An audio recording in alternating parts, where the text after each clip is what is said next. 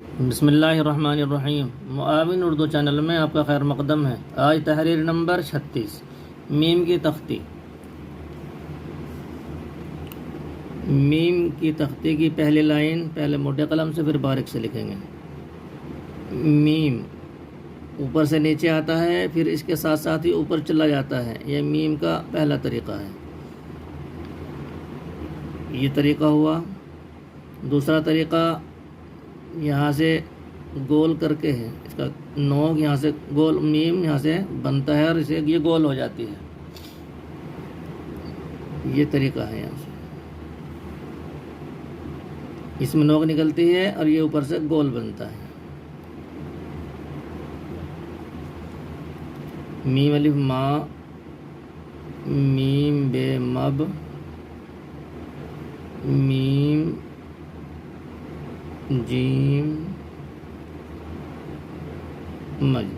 یہ جیم اور رے اور میم اور یا کے ساتھ میں میم اپنی اصلی شکل میں بنتا ہے، اوپر سے گول بنتا ہے۔ اس کو ایسے نہیں بنائیں گے، بلکہ اس کو میم کی اصلی شکل میں بنائیں گے، 4-5 حرفوں کے ساتھ میں۔ میم جیم اور اس شکل کے اور حروف، اور میم رے اور میم اور میم یا۔ آگے لکھتے ہیں میم دال،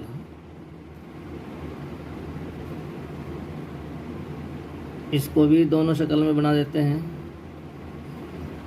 میم رے،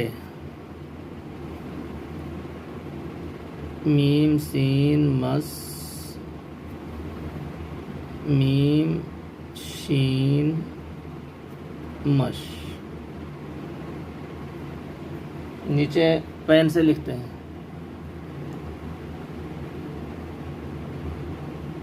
میم الف ما، میم بے مب، میم جیم مج، میم دال مد اور میم کشش کے ساتھ۔ یہ دال ہے، ملنے کے بعد دال کی نوک اوپر نکلتی ہے۔ میم رے مر، میم سین مس، میم بڑا شین مش۔ میم کی تختی کی پہلی لائن مکمل ہے۔ بچے اس کو دیکھ کر اپنی کاپی میں زیادہ سے زیادہ لکھیں گے، ہر ایک حرف پہ پورا دھیان دیں گے۔